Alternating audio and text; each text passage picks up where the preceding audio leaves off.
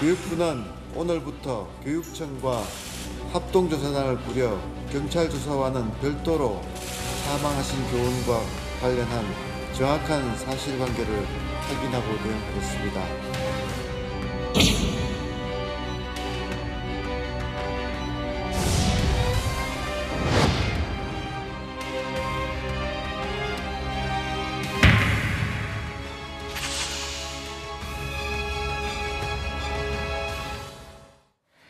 네, 이번에는 스튜디오에 이웅혁 건국대 경찰학과 교수 그리고 초등학교 교사 출신 이미랑 변호사 두 분 나오셨습니다. 안녕하십니까? 네, 안녕하십니까? 안녕하세요.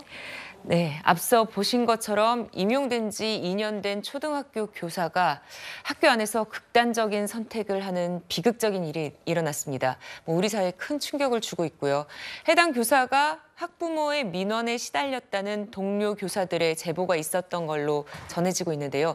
유족들은 철저한 조사를 요구했습니다. 부모가 교무실에 가서 엄중하게 좀 민원을 제기했었고요.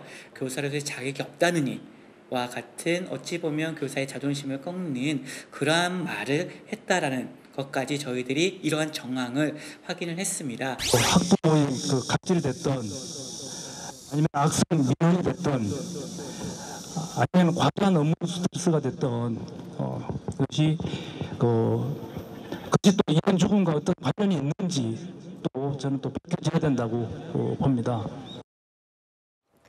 네, 먼저 임 변호사님 보면요, 좀 이 학부모 민원에 시달리면서 교권 침해 논란이 굉장히 많이 나오고 있습니다. 어떤 상황인지 좀 정리해 주시죠. 네, 서울교사노조에 따르면 네. 고인의 학급에서 어떤 학생이 다른 학생의 이마를 연필로 긋는 사건이 있었다고 해요. 네. 그래서 그 사건과 관련해서 가해자 또는 그 피해자 측 학부모님께서 교사가 자신의 휴대폰 번호를 공개하지도 않았는데 예. 어떻게 알아내셔서 수십 통의 전화를 했다고 합니다. 그리고 또 그 가해자 또는 피해자 측 학부모님께서 교무실로 찾아와서 아이들 케어를 어떻게 한 거냐. 당신은 교사 자격이 없다라는 식의 모욕적인 발언까지 했다고 전해지고 있습니다. 예. 자, 그렇다면은 근황을 묻는 동료 교사의 질문에 작년보다 10배 더 힘들다 이렇게 답하기도 했다 이러더라고요.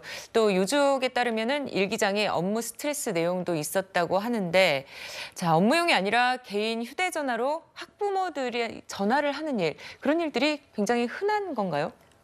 네, 사실 일반직 공무원들 같은 경우에야 자기 개인 휴대전화로 민원인과 직접적인 접촉을 할 일이 거의 없잖아요. 네. 그런데 교사들 같은 경우에는 이제 학생이라는 특수성 때문에 학생과의 관계 때문에 밤낮은 물론이고 주말까지도 계속적인 민원에 시달리시는 분들이 매우 많습니다. 네, 혹시 겪어보신 바도 있나요? 그럼요. 저도 교사 시절에 예. 집 앞까지 찾아오시는 학부모님들도 있었어요. 네. 좀 사태가 심각할 때 그런 일이 벌어지나요? 아니면 일상적으로 좀 케어가 필요할 때인가요? 사실 오히려 사태가 심각했던 적은 별로 없었던 것 같고 네. 아이들 간의 단순한 갈등 문제로 교사를 찾아오는 경우가 가장 많았던 것 같습니다. 네. 자, 보면은 경찰 측은 해당 교사가 학부모 민원에 시달렸다는 정황은 아직 찾지 못했다라고 그렇게 말한 것으로 알려졌는데요. 동료 교사 60명 가까이가 참고인 조사가 진행이 되고 있습니다. 자, 이웅혁 교수님. 네. 그렇다면은 경찰 조사에서는 핵심이 뭐가 될까요? 아마 그 두 가지가 되지 않을까 생각이 드는데요. 그 첫 번째는 이런 사망에 이르게 된 정확한 경위가 과연 이제 무엇이 있는가. 네. 이것에 대한 지금 조사가 시작될 것 같고요. 그러기 위해서는 지금 거의 이 교사 전수조사를 지금 하려고 시작을 한 것 같습니다. 네. 즉 여러 가지 형태의 그 제보가 있고 또 그 동료 교사의 특별한 조사 과정에서 또 나올 수 있는 그 사항도 있는데 지금 그 일각에서 지금 불거지고 있는 이른바 그 특정적인 소위 그 민원이 이런 사망의 원인이 되었던 것은 아닌가라고 네. 하는 점도 있기 때문에 예. 그렇다고 본다면 과연 학교의 교장 선생님, 교감 선생님의 역할은 제대로 되었던 것인지 또 지금 특정적인 민원의 그 정도가 이른바 행정적인 제재를 넘어서서 형사적 처벌에 이를 수도 있다라고 하는 그런 판단에 대한 참고인 조사도 이루어지는 거죠. 구체적으로 보게 되면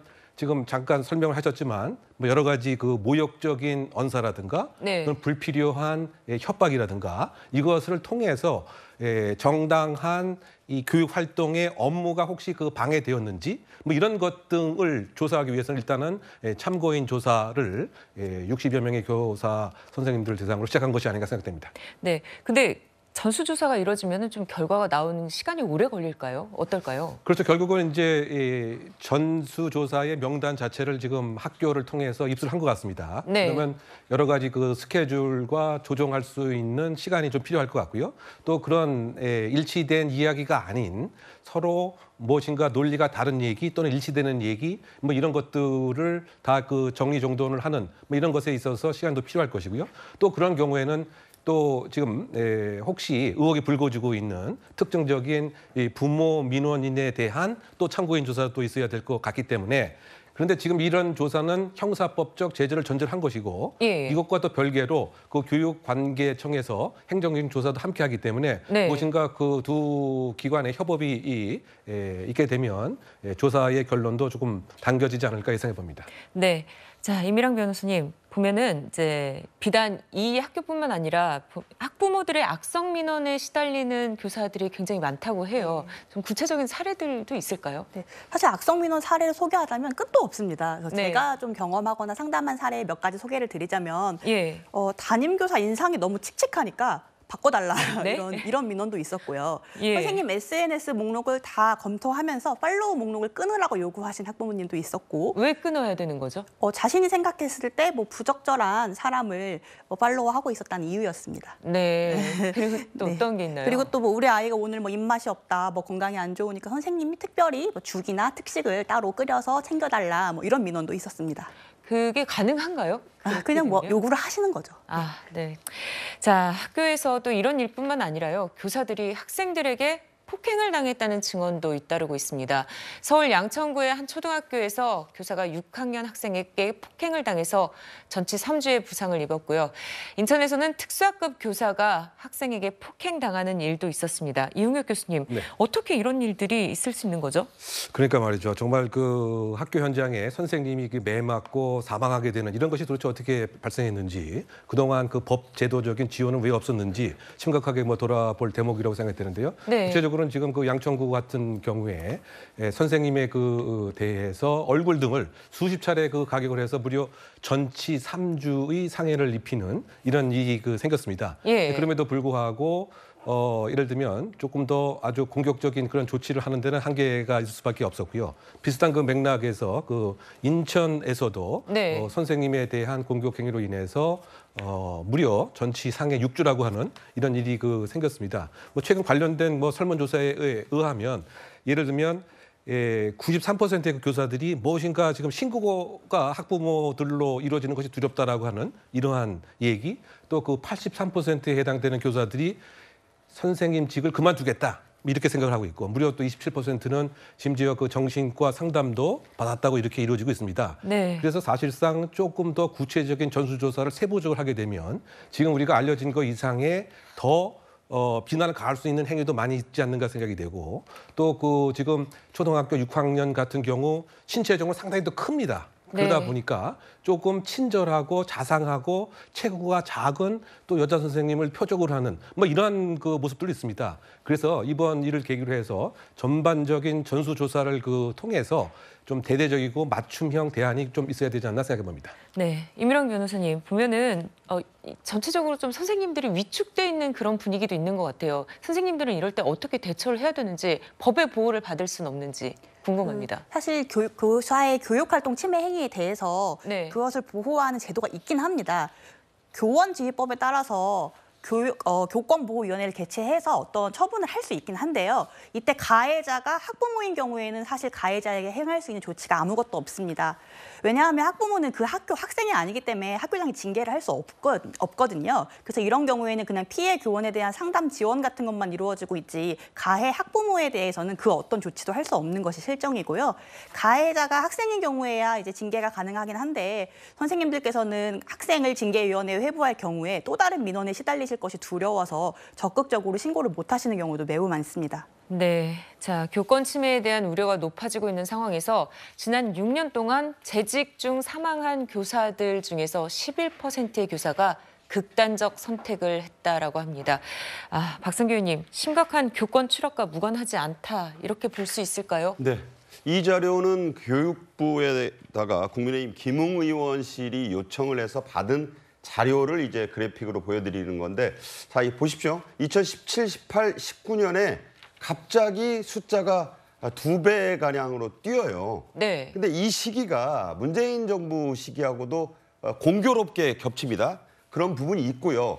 사실관계를 말씀드리자면, 네, 사실관계는 좀 더 확인해봐야. 네, 그런 부분은 꼭 그 탓만은 아닌데, 예. 그 당시에 이제 학생인권 조례를 중시하면서, 네. 자, 교사의 학생 훈육에 대해서는 학교가 엄격하게 학생들의 인권을 보호하던 시기예요. 그리고 반대로 학생이 교사에게 폭행을 당하는 경우는 그냥 덮고 가고 쉬쉬하고 이러면서 교사들이, 아까도 임 변호사도 말씀하셨습니다만 현장에서 교수님도 말씀하셨고, 전반적으로 위축되면서 야, 이게 뭐냐, 학생들에게도 맞거나 학생들의 폭언에 시달려야 된다면 직업적 자존감이 무너졌다라는 결과하고 연관지을 수 있다고 봐요. 네. 그러니까 저걸 가지고 제비 한 마리를 가지고 뭐 봄이나 여름이 왔다 이렇게 얘기할 수는 없지만, 적어도 저렇게 유의미한 통계적인 숫자를 가지고 따져보면 그 당시에 교사들이 참 힘들었구나, 이렇게는 볼 수 있다고 봅니다. 네, 최진봉 교수님, 뭔가 근본적인 대책이 필요하지 않을까요? 당연히 필요하죠. 그러니까 지금 현재 있는 교원지원법이라고 하는 부분도 저는 바꿔야 된다고 생각해요. 네. 학부모들이 사실은 선생님한테 연락을 하거나 집에 찾아오는 행위는 대단히 잘못된 행동이잖아요. 그러니까 정말 필요해서 연락을 할 수 있죠. 급한 일이 있거나 아이에 대해서 특별히 알려드려야 될 상황이 있거나 약을 먹어야 되거나 이런 상황은 얘기할 수 있지만, 항의하는 것이 공식적인 학교의 루트가 아니라 직접 선생님한테 전화하는 건 그건 엄청난 압박이에요.